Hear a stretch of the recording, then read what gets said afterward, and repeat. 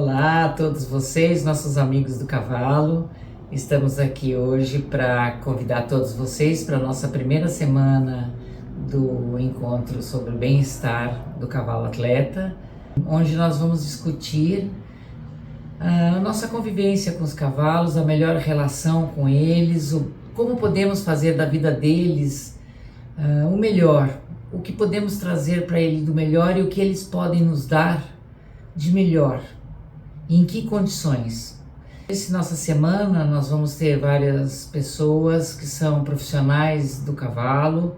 Teremos como convidada a Mia Nielsen, uma pessoa muito importante que fala muito sobre o comportamento, que entende muito sobre o comportamento dos cavalos, sobre o bem-estar deles. E teremos a Luciana Marques, assim como eu, nós convidamos vocês todos para que vocês estejam aqui conosco. Já trabalhamos com isso há algum tempo e a gente entende que é um pouco difícil da gente tentar conciliar a atividade esportiva de alto rendimento, né? Ou nem tanto de alto rendimento, mas enfim, atividade esportiva com o bem-estar do cavalo. Dentro disso tudo a gente tenta trazer para vocês as melhores soluções. Nós vamos ter veterinários que estarão com a gente também para tentar discutir sobre esse assunto. E dentro dos profissionais todos que nós teremos conosco nessa semana, estamos aqui com Felipe Juarez, meu querido amigo, um cavaleiro de alta performance, um cavaleiro de alto rendimento. Nem vou falar todas as etiquetas que ele leva, porque afinal de contas o Felipe diz por si só, né, Felipe?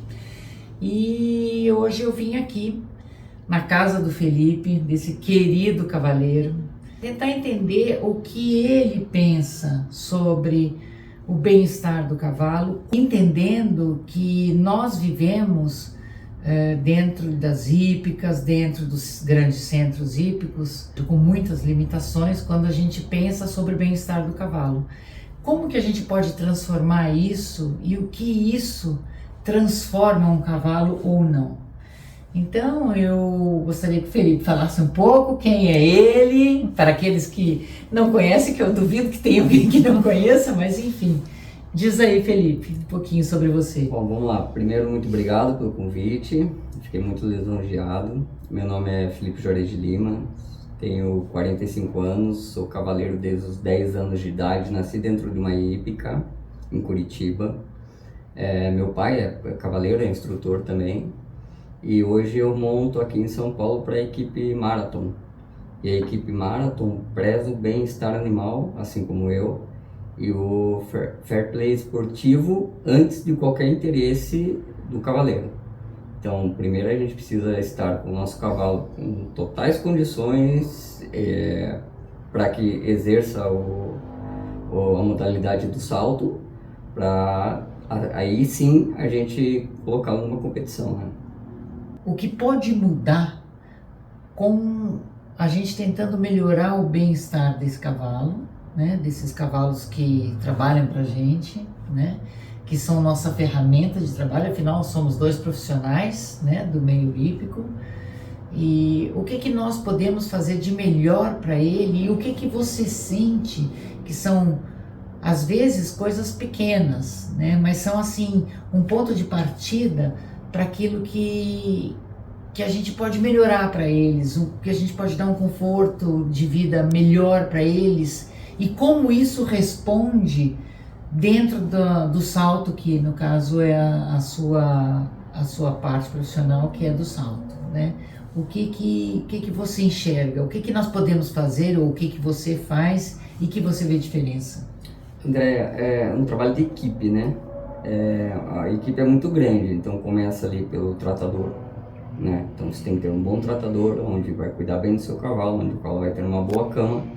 Você precisa ter um bom ferrador, né? Que põe ali a ferradura adequada para cada tipo de cavalo, isso em conjunto com o veterinário, que o veterinário muitas vezes pede para o ferrador fazer alguns ajustes. Então você tem que ter aí o tratador, o ferrador, o veterinário, tem que ser de excelência, né? E aí você tem o proprietário do cavalo, porque o proprietário do cavalo também tem que te dar condições para que você possa trazer as melhores condições para esse cavalo. Quais são essas condições? Material, né? Você precisa ter um material de qualidade, uma sela boa, uma cabeçada boa, uma caneleira boa para que não machuque, uma liga, ou seja, qual proteção o cavalo necessite. Um piso de qualidade, isso é fundamental no cavalo de salto. Então o piso tem que ser, além de ser de qualidade, ele tem que ter uma manutenção de qualidade. Alguém que entenda do piso para fazer essa manutenção. E por último, e não menos importante, os obstáculos, né? Você precisa ter os obstáculos que cada vez são mais leves. Então você tem que ter essas varas evoluindo, esses obstáculos ficando cada vez mais leves também no seu treino. E com os ganchos de segurança, né? Que isso acabam preservando o seu cavalo. Dentro desse dia de trabalho nosso, a gente procura entender o momento de cada cavalo. Então, existem cavalos que trabalham melhor em determinado momento, e cavalos que estão descansando em determinado momento, e você vai conhecendo aos pouquinhos cada cavalo que você tem e vai trabalhando no melhor horário para aquele cavalo. Depois desse trabalho, os cavalos vão para uma ducha, vão ser banhados ali, dependendo muito da temperatura do dia, do que precisa ser feito. E depois disso, esses cavalos voltam para a cocheira para ganhar mais uma alimentação. Depois dessa alimentação, eles voltam a passear puxados agora na pista, né? E alguns desses cavalos, não grande totalidade deles, são soltos em piquetes e procurando ter o melhor nível desse piquete também. Então eu vou te fazer uma pergunta aqui. Pelo que você falou, eu entendo aqui que a primeira coisa que você deixou claro é que eles são tratados como indivíduos. Sim. Cada um como nós. Sim, você é o Felipe, eu sou a Andréa, nós somos tratados realmente como indivíduos. A gente entende que cada um tem que ter um momento, uma atitude certa, ou uma forma de ensinar, ou uma forma de treinar individual, certo? Exatamente. E dentro dessa, isso já é eu entendo pelo menos, né? Vamos ver se nós estamos falando a mesma coisa, né, Felipe? Mas dentro dessa dificuldade que a gente está dizendo dos centros hípicos, que são mais fechados, né? Que a gente não tem tantas possibilidades de trazer tanto uma vida mais natural para eles, mas enfim, são atletas, é uma forma de um bem-estar, quando você entende e trata o animal individualmente, né? Eu entendo também que você nos disse aqui que quando existe a possibilidade, para você no seu caso, que você me disse aqui, que esses cavalos podem ser soltos ou podem ter um pouquinho de liberdade, que eu entendo que a palavra-chave do cavalo é a liberdade, né? Então, ele é um ser livre, na verdade, a liberdade é muito importante para ele. E nós já temos vários casos de cavalos que têm muitos problemas psicológicos, vamos dizer assim, quando essa liberdade é cerceada, né? E o que você acha, ou você sente muito a diferença desse cavalo quando você vai para uma prova de alta performance, uma prova de muita exigência? Você consegue sentir essa diferença quando um cavalo, vamos dizer, está mais aprisionado ou quando o cavalo é tratado como você falou? A gente sente muito essa diferença, sim. A gente procura sempre nas competições fora de casa, na maioria em São Paulo, mas também fora de São Paulo, a gente tenta trabalhar o cavalo 2 vezes ao dia, para que o primeiro trabalho dele seja em liberdade.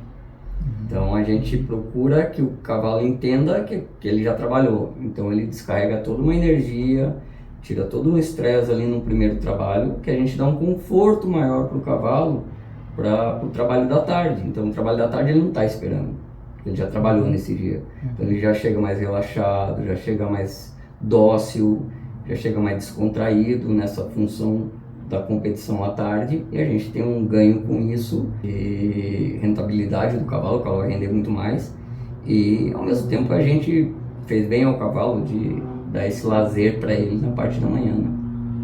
Tá certo. Eu vou te fazer mais uma pergunta. Vontade.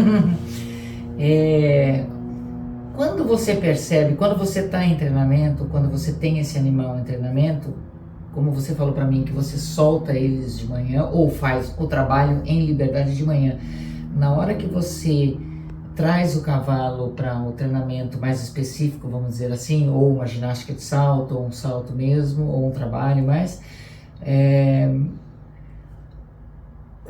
como que você percebe e como que você fala para ele, deu o trabalho? Quando é o momento? Eu vou trabalhar 1 hora no relógio, ou não? Eu te pergunto isso porque eu uso muito isso. Para mim, o cavalo, quando ele me dá o que eu pedi para ele, eu vou embora, tá tudo certo. Eu não sei como, é isso que eu gostaria de saber, como é esse trabalho seu, quanto... Ou você, não, vamos continuar fazendo exercício porque tem que fazer 30 voltas, sei lá, vamos dizer, dar um exemplo. André, eu faço o seguinte, a gente monta os cavalos bastante tempo, mais de 1 hora cada cavalo, em média, porque a gente quer que esses cavalos fiquem o maior tempo fora da cocheira, além de tudo. Então, aí muda a intensidade. Então você fica 1h10, 1h20 em cima do cavalo, trabalhando com uma intensidade baixa, uma intensidade média ou com uma intensidade alta. Quando o cavalo está fora de forma, você começa com a intensidade baixa, vai aumentando e durante bastante tempo você fica nessa intensidade alta para que ele ganhe fôlego, para que a musculatura toda trabalhe. Mas depois que esse cavalo já está pronto, você começa a desacelerar novamente, você começa a trabalhar só o necessário. Então você vai diminuindo a intensidade de trabalho, mas o lazer do cavalo, sair da cocheira e passear, às vezes até sem estribo, correria solta, isso existe bastante lá na nossa equipe. Tá. Mais uma observação e uma pergunta para você.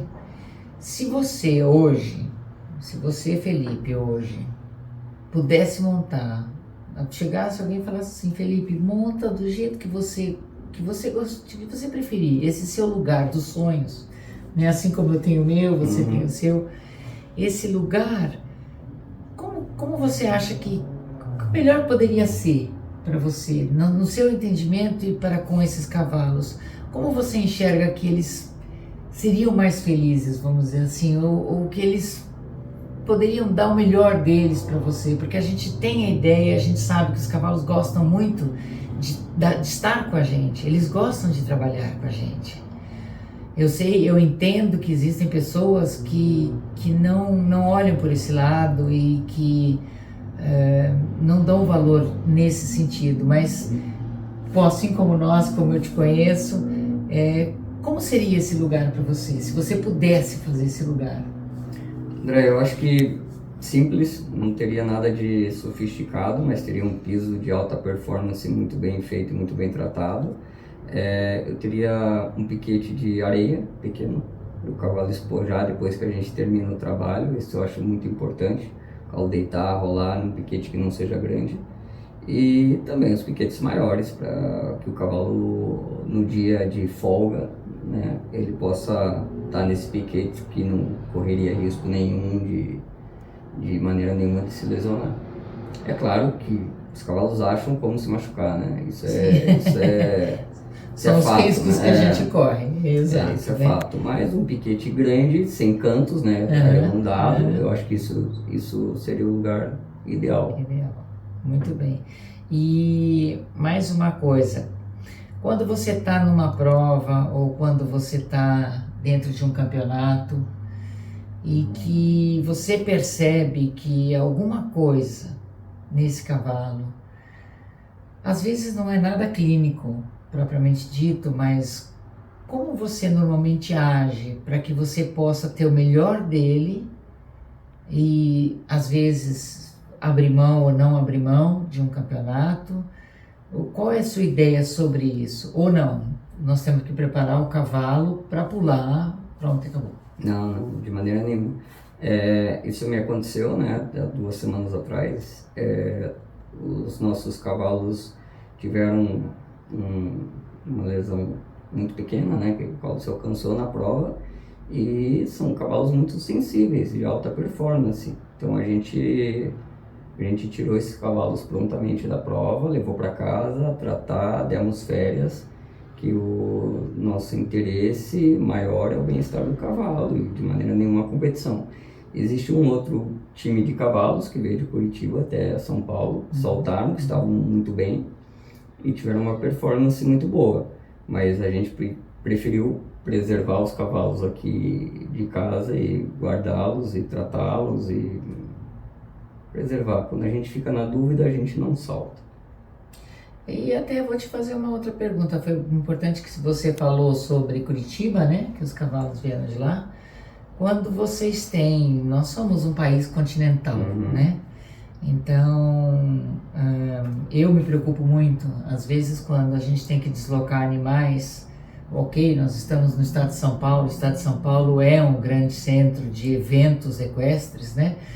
Mas muitas vezes nós temos que nos deslocar por grandes distâncias, né? Então eu pergunto para você, essas escolhas, porque custam para o animal, né? Às vezes nós estamos falando de 1.000, 1.500, 2.000 quilômetros, onde esses cavalos são levados, transportados num calor, porque nós somos, ou né, num frio, não é no nosso caso muito frio, mas enfim, nesse tempo tropical que nós vivemos aqui, né? O que vocês levam em consideração? A prova propriamente dito, quando tem que ir, é importante ir, então temos que fazer uma preparação diferente, ou podemos deixar de ir? Como você pensa quando acontece isso? André, eu lembro que o lugar mais longe que a gente viajava era Porto Alegre, que tinha o The Best Jump, né? Então São Paulo, Porto Alegre, eu acho que, se não me engano, 1.200, 1.300, 1.100 por aí, quilômetros. E eu já cheguei a viajar para Porto Alegre com um cavalo na época de 19 anos, que chegou muito bem. E já cheguei a viajar com um cavalo de 7 anos, 8 anos, que chegou lá e a gente tirou da prova porque não viajou bem. Então isso depende de cada cavalo, mas antigamente tinha, na época que tinha o The Best Jump, que é esse campeonato de Porto Alegre, que era espetacular. Vinha gente da Europa saltar, né? Então vinha os cavalos da Alemanha, Bélgica, França, os países europeus. E então viajar daqui até lá não era algo que a gente pensava que era exigir demais dos cavalos, mas lembrando que sempre, antes de Porto Alegre, tinha concurso em Curitiba e Florianópolis. Então os cavalos viajavam até Curitiba, 400 quilômetros. Aí saltavam Curitiba, descansavam, aí viajavam até Florianópolis, 300 quilômetros. Então eles não viajavam esses 1.200 quilômetros de uma vez só. Então eles iam parando, porque a CBH já fazia um calendário que os cavalos pudessem fazer esses 3 concursos. Perfeito. Então era pensado, os cavalos tomam eletrolíticos, tomam ajudas, né, para que eles cheguem bem nessas competições e sempre parando em lugares pontuais para que descansem e durmam bem. Muito bem. Eu acredito bastante que as federações e confederações, quando elas pensam no bem-estar do animal, até por criar um roteiro de provas, né, onde você vai andando e vai parando, e isso ajuda bastante o rendimento dos cavalos e a gente a pensar no bem-estar deles, né. Mais uma pergunta para você. O quanto essa sua equipe que trabalha com você, seja ela desde o tratador, desde os fornecedores, desde todas as pessoas relacionadas com isso, o quanto de importante tem essas pessoas para o bem-estar daquele animal que te atende? São fundamentais todas elas, desde do patrocinador, que é quem nos deixa à vontade e nos põe todas as necessidades dos cavalos, né? De contratar um número grande de tratadores por cavalo, né? Então a gente tem um número muito bom de tratadores por cavalo, a gente tem alguém que só cuida da pista, a gente tem um ferrador muito bom, a gente tem um veterinário com uma equipe excelente, o veterinário é muito bom também. Eu tenho um professor que é muito bom, que é o Djalma, que você conhece, que gosta muito de cavalo, então o bem-estar para ele é soberano também, tá acima de qualquer necessidade nossa. A parte do secretariado, que ajuda muito, que o motorista que vai buscar remédio, que traz remédio, que faz todos esses cuidados, o fornecedor de feno, de alfafa, de ração, que sempre tem que chegar pontualmente, o fornecedor de serragem. A gente tem toda uma estrutura muito bem feita e toda ela voltada para o bem-estar do cavalo em primeiro lugar. Depois a gente pensa no bem-estar das outras pessoas, para quem cuida dos cavalos, que são muito bem tratadas também. Mas o bem-estar do cavalo sempre de alto nível, graças a Deus. Eu vou te fazer outra pergunta. Você acha que está relacionado os proprietários dos animais a quais a gente monta, né, os quais a gente monta, está relacionado o pensamento deles para o bem-estar do cavalo, está relacionado com o dinheiro ou não? Ou você tem proprietários, porque nós estamos falando de cavalos que são de alto rendimento, mas nós temos que pensar que nós temos também uma grande quantidade de cavalos saltando categorias de base, tão importante quanto, porque muitos deles vão chegar lá, né, de alto rendimento. A gente sabe que existe a dificuldade financeira, né, dos proprietários, mas eu percebo às vezes um pouco de falta de conhecimento dos proprietários, né? E a falta de conhecimento a respeito do bem-estar do cavalo causa um pouco de problema na logística de vida desses animais, né? E consequentemente no resultado deles, né? Então a gente entende também que existe um pouco de falta de conhecimento dos profissionais que estão no meio equestre, né? Então, quando você junta essas pessoas, né, você tem um grande problema, né? Então, muitas pessoas acabam desistindo ou achando que não é tudo aquilo. Montar cavalo é um esporte caro, né?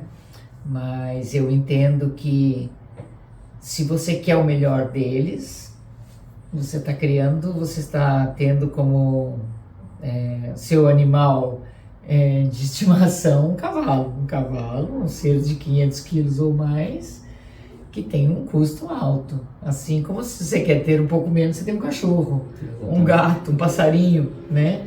Todos precisam de um bem-estar, né? Mas dentro desse pensamento, você acredita também que existe um pouco de falta de conhecimento das pessoas a respeito do bem-estar do animal? Total. A maioria das pessoas, elas acreditam que o cavalo, estando dentro da cocheira o tempo inteiro, ele está bem. Isso não é verdade. O lugar não precisa ter uma estrutura impecável para a pessoa tirar o cavalo dela para passear 2 ou 3 vezes por dia, né? Então, se a pessoa pode e dispõe dessa situação de ter um cavalo, ela tem que ser ciente que esse cavalo precisa desses cuidados, e esses cuidados só vão fazer bem para ele. Algumas prefeituras, indo um pouquinho mais longe, já proibiram tração animal, como a prefeitura de Curitiba, por exemplo. Você não vê mais cavalo de carroça. Por quê? Porque a pessoa que tem um cavalo e trabalha com reciclagem, ela não tem condições de tratar um cavalo. Então, se aquela pessoa não tem condições de tratar um cavalo, ela não pode ter um cavalo. No nosso esporte, as pessoas em geral têm condições de tratar um cavalo, só que elas não têm o conhecimento. Então, cabe a gente divulgar, fazer esse trabalho, para que essas pessoas entendam que não precisa estar num grande centro do cavalo ter uma vida boa. Perfeito. Então, Felipe, falando um pouquinho sobre o conhecimento sobre os cavalos, né, sobre o bem-estar e sobre os cavalos de um modo geral, o que a gente tem notado, que eu tenho notado muito no meio equestre, é que as considerações ou o que está se falando sobre os cavalos, ou sobre o bem-estar, ou sobre, enfim, o meio equestre de um modo geral, né, sobre os cavalos, A gente tem que tomar um pouco de cuidado, porque as informações que chegam hoje são informações de redes sociais, informações curtas, sem muito conhecimento e jogadas, né? Muitas pessoas seguindo, falando, discutindo assuntos que às vezes não tem tanta experiência sobre isso, ou tanto conhecimento sobre isso, né? Não tem, como é que eu vou falar para você, uma vivência, né, sobre os cavalos. O que você acha dentro do perfil que você vê hoje, né, no país? André, eu acho que às vezes as pessoas assistindo essas situações de internet, cada uma pode tirar a sua própria conclusão, e ela, na maioria das vezes, acaba sendo errada. E eu acho que grande parte dos proprietários, né, por não poder estar presencialmente nos clubes ou nas hípicas ou nos manejes, áreas, escolas, eles acabam assistindo em casa um vídeo ou outro desse e acaba aprendendo errado, digamos assim. Eu acho que pessoas como nós que estamos vivenciando, aprendendo dia após dia, né, não sabemos tudo, mas temos um pouquinho de informações já a passar. Nós podemos sim passar informações para essas pessoas dessa maneira que vocês estão fazendo, e estão de parabéns por isso. E agora o proprietário, o aluno, ele tem que querer aprender também, não é só a gente querer ensinar, né? Eu acho que isso também é muito importante, a pessoa buscar o conhecimento e buscar o conhecimento do local certo. Eu até gostaria de compartilhar aqui com as pessoas que esse nosso curso, assim como os cursos que eu presenciei, que eu estive junto, fazendo, promovendo, enfim, eu gostaria que as pessoas entendessem que todos esses cursos que nós ou que outras pessoas fazem, elas são só a cerejinha do bolo. Você precisa ir atrás de mais conhecimento, de você. Não é o que nós falamos aqui, amanhã você já está fazendo lá. Não, às vezes você tem que estudar mais e buscar mais informação sobre o assunto, buscar bons profissionais, ir atrás de quem são esses profissionais realmente, né? E ter mais informação sobre as pessoas. Precisa ter muito cuidado com esse meio, né? Porque a gente acaba, na verdade, querendo ajudar o cavalo, mas às vezes a gente se engana e nos prejudica os cavalos, prejudica as pessoas relacionadas ao cavalo, e muitas vezes, muitas pessoas desistem dos cavalos, né? E vão fazer outra coisa, que é muito triste, né? Isso é muito triste, é verdade. Nesse nosso meio existem profissionais de todas as categorias, né? Então, a pessoa mal informada, ela acaba, sem querer, obviamente, não tendo o melhor instrutor, o melhor professor ou a melhor pessoa ligada ao cavalo de antemão. Não existe algo que regulamente quem pode dar aula ou não. A CBH está tentando mudar um pouquinho isso aí, e com alguns cursos, algumas coisas que eu acho que no futuro vai vir a agregar muito para o nosso esporte, não só para o nosso esporte, mas também para o meio equestre, né? Porque a gente não fala só de salto, ou adestramento, ou enduro, não, a gente fala de cavalo, a gente gosta de cavalo antes de qualquer coisa. Eu acho que esse é o caminho. Acredito que as pessoas se informando mais, né, e prestando muita atenção com quem está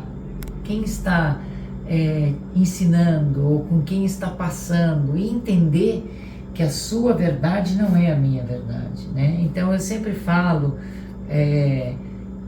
faço os cursos que eu posso, quero aprender todo dia com pessoas novas, mas isso não quer dizer que eu vou sair de lá fazendo o que a pessoa faz, não. Eu vou pegar um pouquinho de cada um e vou formando aquilo que eu acho que fez bem para mim, fez bem para o meu cavalo, fez bem para a minha vida, para as pessoas que convivem comigo, não causou prejuízo a ninguém, pelo contrário, só trouxe coisas a crescer, né?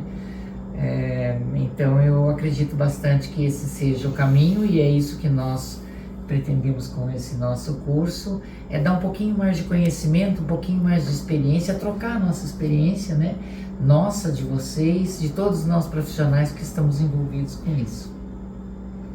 Então, Felipe, aí eu queria saber de você o que melhor a gente pode fazer a respeito para deixar um cavalo com a saúde mental boa, ou para que ele tenha, para que ele faça, porque os cavalos gostam da gente. Eles gostam de estar conosco, de trabalhar. Mas, por outro lado, a gente nota que às vezes existe um desconforto muito grande com esses cavalos. Existe uma não aceitação, vamos colocar assim, do que está sendo imposto para eles. O que você vê dentro disso? O que acontece com eles na sua percepção? André, eu acho que o cavalo tem que trabalhar com pressão, que a gente trabalha eles botando pressão, fazendo eles fazerem um pouquinho de força, e em descompressão. A descompressão é quando ele faz aquilo certo, quando ele faz algum movimento que você quer, ele dá um salto que você quer, você tira a pressão, alivia, agrada o cavalo. Pressão e alívio, né? Pressão e alívio, exatamente. Uhum. E aí você vai aliviando, vai deixando o cavalo cada vez mais tranquilo, sereno. Mexer o cavalo mais de uma vez por dia também, tirar ele da cocheira dele mais de uma vez por dia, soltá-lo no piquete, por que não? Né? Tudo isso aí ajuda com que o cavalo tenha uma vida saudável. E a saúde mental do cavalo com certeza vai se elevar em relação a isso. Como você vê a questão da confiança do cavalo com o cavaleiro? Então, eu acho que é mais fácil quando você monta um potro e você vai ensinando esse potro. Às vezes você pega um cavalo com um pouquinho de vício, um pouquinho usado, digamos assim. Mal usado. Mal usado. E esse cavalo vem com algumas situações de medo. E esses medos você, como cavaleiro, tem que saber lê-los, né, e interpretá-los e saber como trabalhá-los, né? E o que eu te asseguro é que de maneira nenhuma corrigindo com chicote, com espora, não, isso a gente dá confiança pro cavalo, e se o cavalo não ganha essa confiança que a gente espera, a gente vai ter que dar um conforto de soltá-lo e encerrar a vida de atleta e tentar cuidar dele o máximo possível. E a gente entende que aquilo que foi feito com ele talvez não tenha o retorno que a gente queria para o esporte, mas pode ter o retorno que a gente quer para uma vida saudável do cavalo. E eu já fiz várias vezes, já aposentei cavalos porque por um motivo físico ou por um motivo de achar que o cavalo já não entende mais o que o cavaleiro pede para ele. Você faz alguns trabalhos de chão também, e você tem esse relacionamento com esses cavalos no chão, até o caminhar, como você fala mesmo. Como que você consegue fazer essa intimidade ou fazer com que o cavalo te conheça? Na verdade, eles nos conhecem melhor do que nós os conhecemos, né? Sim, André, eu acho que as orelhas falam. Né? Então, as orelhas falam, então você vai conhecendo o cavalo. Quando você encosta a perna, ele murcha a orelha, você fala, opa, não tá gostando. Quando ele põe as duas orelhinhas para frente, ele tá fazendo atenção a alguma coisa, também não tá solto. E quando põe uma orelha para frente e uma para trás, ele tá completamente relaxado, e aí você pode fazer o que você quiser. Dentro disso, o trabalho montado, a gente procede dessa maneira. Desmontado, eu gosto de ver indivíduo por indivíduo, né? Tratar deles, cada ser por um ser, e aí eu vou conhecendo eles na cocheira, sei o horário, como eu te contei antes, de qual cavalo meu come mais rápido, qual cavalo meu come mais devagar, qual cavalo meu gosta de deitar em tal horário, então naquele horário eu não vou trabalhar porque ele gosta de deitar, e assim a gente faz para tentar dar o maior prazer para o cavalo na hora dele sair da cocheira.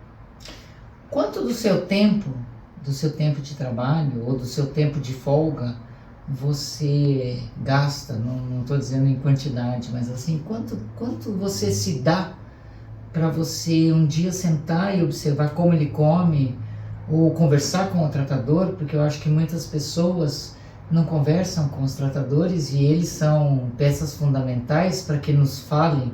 Eles estão lá, eles observam, eles conhecem, né? Os bons tratadores que realmente gostam dos animais, né?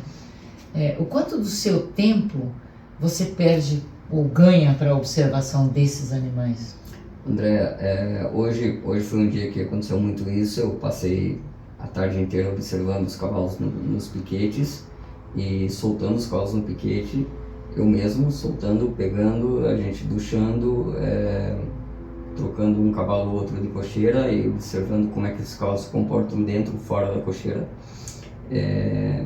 A gente hoje trabalhou também mudando a alimentação deles e qual cavalo gosta de qual ração mais, né? Isso existe bastante também. Tem cavalo que come uma marca de ração que gosta mais, tem outro cavalo que gosta de outra. E cavalo que come alfafa, cavalo que come feno.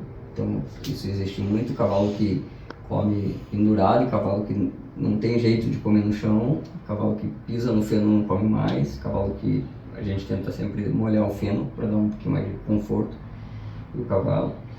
E eu fico muito do meu tempo, não sei dimensionar quanto, mas muito do meu tempo eu conversando com os tratadores e botando a mão na massa ali e dando com os cavalos também, que me dá muito prazer. Me dá mais prazer ver um cavalo comer do que propriamente soltar um cavalo. Eu acho que essa é uma parte importante que eu também faço muito, eu gosto muito de observar, né, como eles reagem, porque para mim, quando você conhece o indivíduo, você sabe que ele pode te dar isso, o quanto ele pode te dar, o quanto ele não gosta muito, e ele vai fazer mais ou menos, mas a gente conhece as limitações de cada um deles, né? Eu acho bastante importante. Então, Felipe, o quanto você, para a gente terminar nossas perguntas hoje, o quanto você leva em consideração a relação cavaleiro-cavalo? Essa ligação entre um e outro. Bom, André, vamos lá. Você conheceu a Corline? Conheceu e montou, né? Conheci e montei. A Corline foi a égua mais premiada do Brasil durante muitos e muitos anos. Acredito até se a gente entrar no site do BH, ela está entre... Ela tá lá, se não está ganhando, ela está entre... Os 5. Eu diria os 3. E eu tinha a Corline foi prêmio, né? Um grande aras deu ela de prêmio. O cavaleiro que ganhou não quis ficar com ela porque achou ela pequena. E ela ganhou todos os mini GPs do Brasil, muitos deles 2 vezes, e carro e tudo mais. A Corline só virou porque a gente acreditou demais nela e tratou dela bem demais. Não foi só uma situação de um cavalo com um número, né? A gente tratou dela como um indivíduo que a gente gostava muito. Então a gente dava comida para ela, a gente selava ela, a gente soltava ela no piquete, a gente pegava ela, viajava com ela, eu passava ela na inspeção várias vezes, porque ela era um pouquinho delicada, um pouquinho assustada na hora de passar na inspeção. Então eu entendi bastante ela, eu acertei, eu errei muito, e ela sempre foi muito gentil comigo. Eu sabia até onde eu podia usá-la, né? Então eu tive o respeito de não soltar com ela tão alto quanto ela até ganharia, mas era um esforço demasiado. Mais, né? Ela ficou 9 anos competindo em alta performance comigo, só depois a gente vendeu. E se não tivesse essa conexão que eu procuro desde então ter com todos os cavalos, muito grande, de não só montar, de fazer mais coisas com ele, de conversar com o veterinário. É como eu gosto muito de assistir as situações do Ayrton Senna, os vídeos dele. E o Ayrton Senna levava o carro para os boxes e conversava com os engenheiros. Eu gosto de levar meus cavalos para a cocheira e conversar com os tratadores e com os veterinários e com o ferrador. Então eu acho que sempre tem alguma coisa que a gente pode melhorar, tanto na cocheira, quanto no ferrageamento, quanto na parte clínica dos cavalos. Sempre tem alguma coisa para evoluir, e também na parte do trabalho, né? Eu tenho a sorte de ter aula hoje com alguém que entende muito de cavalo, não só de equitação, que é o Djalma, segunda vez que eu falo o nome dele aqui, né? Eu tenho essa honra, esse prazer de ter aula com ele. Ele está me ensinando muito, algumas coisas que eu não fazia ideia. Eu reconheço com 45 anos que tenho muito para aprender ainda, e cada vez mais eu procuro interagir com os meus cavalos, que eu acho que a gente só ganha com isso. É isso aí. E Felipe, te agradeço muito. Fico muito contente de estar aqui com você de novo. Eu fico contente que você está em São Paulo de novo. Obrigado. E fica aqui já o nosso convite para que você esteja em algum dos dias que nós estejamos aqui pertinho da sua casa, no Jaú, no Arajaú, aqui em Vargem Grande Paulista, para o nosso curso. Vai ser muito interessante. Eu acho que vai ser uma troca de informações, uma troca de conhecimentos, né? E abrir uma janela um pouco maior, porque eu acho que falta ainda muito aqui no nosso país, abrir uma conversa um pouco melhor sobre como cuidar desses animais, né?